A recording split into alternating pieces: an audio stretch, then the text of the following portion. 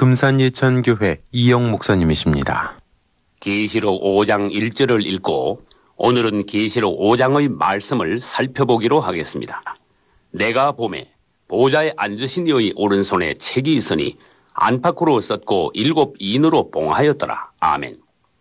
여기서 잠시 계시록 1장부터 5장까지의 내용을 요약해 보겠습니다.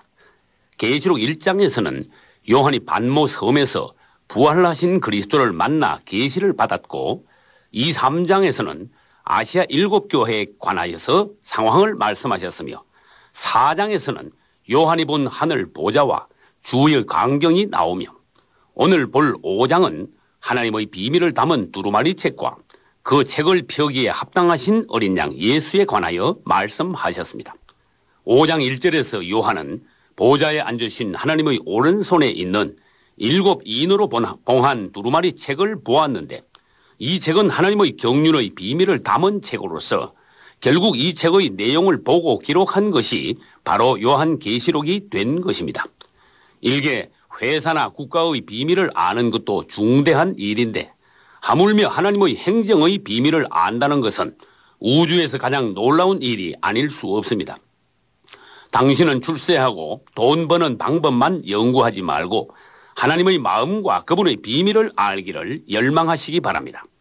그러나 5장 2, 3, 4절에서 요한이 보니 그 책을 펼 사람이 아무도 없기로 크게 울었다고 하였습니다.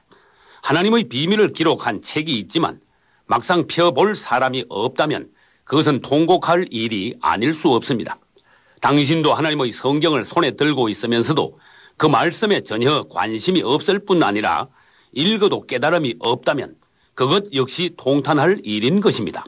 그러나 다행히도 5장 5절에서는 승리하신 우리 주님이 계신다고 하셨습니다. 유대 지파의 사자 다윗의 뿌리가 이기었으니 이 책과 그 7 인을 대시리라. 아멘. 그분은 다윗의 뿌리이실 뿐 아니라 싹이요 가지이십니다. 이새의 줄기에서 한 싹이 나며 그 뿌리에서 한 가지가 나서 결실할 것이요. 아멘. 그리스도는 육신적으로 말하면 유대 지파 다윗의 가문에서 다윗의 자손으로 나셨습니다. 아브라함과 다윗의 자손 예수 그리스도의 세계라. 아멘. 그러나 실제로는 그분은 다윗의 뿌리요 주이십니다. 그리고 천사는 그분을 유대 지파에서 나신 사자라고 하였습니다. 유다는 야곱의 12아들 중 넷째 아들이었지만 장자권인 왕권을 얻었습니다. 그리고 유다 지파의 다윗 왕은 원수를 이기고 하나님의 왕국을 세웠던 것입니다. 그리하여 유다 지파는 장자로서 왕권을 얻은 이기는 지파 사자가 되었습니다. 그리고 유다 지파의 사자이신 예수는 십자가에서 사탄을 못 박으시고 부활하심으로써 승리하셨습니다. 창세기 49장 8, 9절을 읽어보겠습니다. 유다야, 너는 내 형제의 찬송이 될지라. 내 손이 내 원수의 목을 잡을 것이요 내 아버지의 아들들이 내 앞에 절하리로다. 유다는 사자 새끼로다. 내 아들아, 너는 움킨 것을 찢고 올라갔도다. 그 엎드리고 웅크림이 수사자 같고 암사자 같으니 누가 그를 범할 수 있으랴. 아멘. 한편 천사는 그분을 사자라고 했지만 6절에서 요한이 보니 그분은 7 뿔과 7 눈을 가진 어린 양이라고 하였습니다. 말하자면 그분은 사자이면서도 어린 양이시며 하나님이면서도 사람이신 것입니다. 사탄과 싸우실 때는 그분은 사자이시지만 우리 앞에서는 그분은 어린 양이십니다. 그분은 사자로서는 하나님을 위하여 싸우시고 사탄을 처리하셨습니다. 하나님의 아들이 나타나신 것은 마귀의 일을 멸하려 하심이니라. 아멘. 그러나 어린 양으로서는 우리를 위하여 죽으시고 죄를 처리하셨습니다. 오직 그리스도는 죄를 위하여 한 영원한 제사를 드리시고 하나님 우편에 앉으셨느니라. 아멘. 요한일서 4장 10절도 읽어보겠습니다. 오직 하나님이 우리를 사랑하사 우리 죄를 위하여 화목제로 그 아들을 보내셨음이니라. 아멘. 그분은 사탄을 이기셨을 뿐 아니라 우리의 죄도 없이 하셨습니다. 내가 다 이루었다. 아멘. 그리고 6절에서 어린 양은 7 뿔과 7 눈을 가지셨다고 하셨습니다.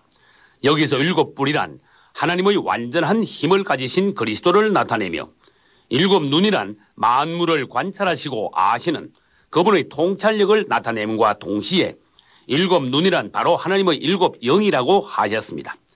오늘날 그리스도인들은 하나님의 영이나 성령에 관하여는 많이 들어보았지만 하나님의 일곱 영에 관하여는 거의 들어보지 못하거나 알지 못하고 있습니다.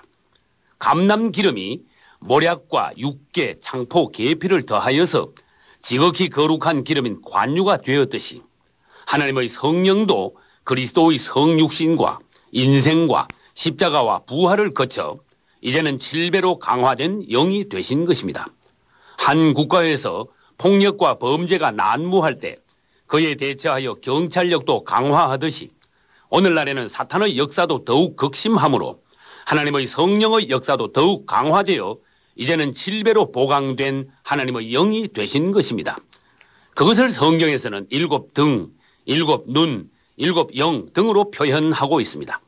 그러면 신구약 성경에서 하나님의 일곱 영의 발전 과정을 살펴보기로 하겠습니다. 먼저 출애굽기 25장 31, 2절과 37절에는 성막의 성소 안에 있는 금등대와 일곱 등잔이 나옵니다. 또 스가랴 3장 9절에는 한 돌에 일곱 눈이 있으며 스가랴 4장 2절에도 일곱 등잔이 있습니다. 그리고 계시록 1장 4절에 와서도 예수 그리스도를 이제도 계시고 전에도 계시고 장차 오실 분이실 뿐 아니라 그분은 하나님의 보좌 앞에 있는 일곱 영이시라고 하였습니다. 이어서 계시록 4장 5절에서는 하나님의 보좌 앞에 일곱 등불 켠 것이 있는데 그것은 하나님의 일곱 영이라고 하셨고 오늘 계시록 5장 6절에서도 어린 양이신 그리스도의 일곱 눈이 바로 하나님의 일곱 영이라고 하신 것입니다. 이것을 정리해보면 일곱 등불은 하나님의 눈이시며 일곱 눈은 하나님의 일곱 영이시며 일곱 영은 오늘날 7배로 강화되신 하나님의 성령이시라는 것입니다. 그 결과 강화되신 성령의 능력으로 첫째, 사탄을 거뜬히 이기시고 둘째, 교회의 하락을 막으며 셋째, 성도를 성령으로 더욱 충만케 하시는 것입니다. 그리고 계시록 1장 20절 끝에서는 일곱 촛대가 일곱 교회라고 하셨는데 그것은 오늘날의 교회란 하나님의 7배로 강화된 등불을 비추는 등대가 되어야 한다는 것입니다. 마침내 5장 7절에서는 어린 양 예수께서 나오셔서 하나님의 손에서 그 책을 취하셨고 8절부터 10절에서는 24장로와 네 생물이 각기 금은과 향이 가득한 금 대접을 들고 나와 주님을 찬양하였습니다.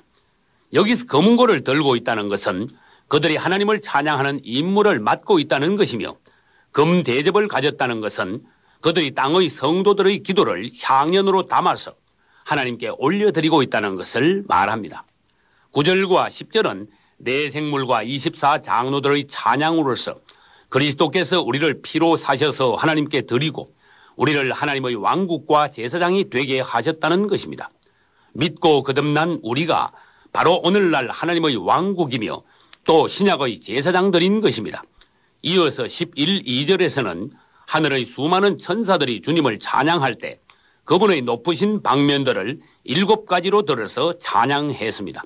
죽임을 당하신 어린 양이 능력과 부와 지혜와 힘과 존귀와 영광과 찬송을 받으시기에 합당하도다. 아멘. 이 중 첫째 능력이란 헬라어로는 다이나마이트에 해당하는 두나미스로서 하나님의 영적 권능을 말하며 둘째 부란 플루톤으로서 그분의 무한하고 풍성하시면서도 다함이 없으심을 강조한 것이고 셋째 지혜란 소피안으로서 만물을 꿰뚫어 보시는 전지전능하신 그리스도의 통찰력을 나타내는 것이며 그리고 넷째 힘이란 이스퀸으로서 엘샤다이 즉 전능하신 하나님의 능력이 그리스도를 통하여 발휘된 것을 말하며 다섯째 존귀란 티맨으로서 만주의 주요 만왕의 왕으로서 그분의 높으심을 나타내며 여섯째 영광이란 독산으로서 그리스도는 놀랍고 감추이신 하나님을 표현하고 나타내셨다는 것을 말하며 그리고 일곱째 찬송이란 율로기안으로서 그것은 최고의 감사와 존경과 경외함을 나타내는 것입니다. 주 예수여 내가 주님을 사랑합니다. 아멘.